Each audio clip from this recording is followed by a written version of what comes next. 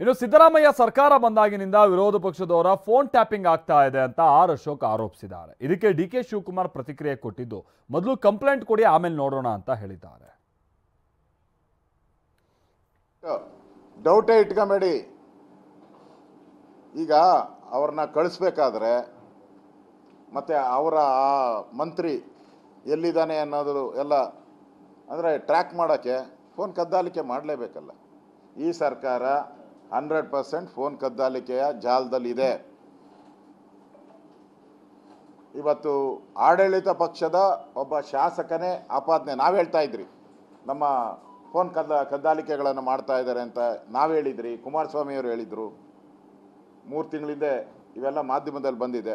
ಈಗ ಸ್ವತಃ ಆಡಳಿತ ಪಕ್ಷದ ಶಾಸಕರೇ ನಮ್ಮ ಫೋನ್ ಕದ್ದಾಲಿಕೆ ಆಗ್ತಾ ಇದೆ ಅಂತ ಹೇಳಿದ್ಮೇಲೆ ಇದಕ್ಕಿಂತ ದಾಖಲೆ ಇನ್ನೇನು ಬೇಕಾಗಿದೆ?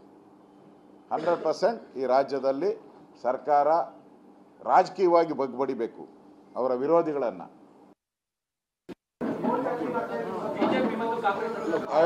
If you want anything is there, let them file a complaint before the concerned police stations.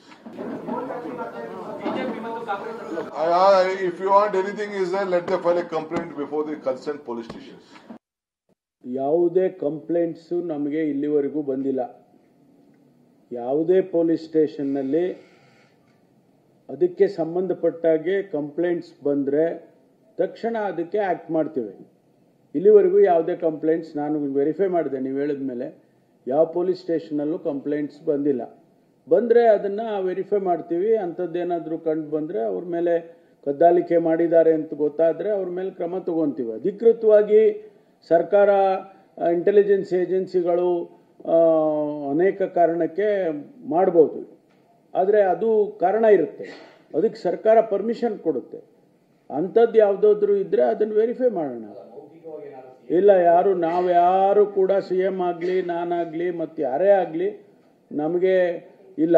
Actually ನನಗೆ ಗೃಹ ಸಚಿವನಾಗೂ ಕೂಡ ನನಗೂ ಕೂಡ ಆಕ್ಸೆಸ್ ಇರೋಲ್ಲ. ಯಾರೂ ಕೊಟ್ಟಿಲ್ಲ. ಕೊಟ್ಟರೆ ನಾನು ಹೇಳಿದ್ನಲ್ಲ, immediately will act upon that.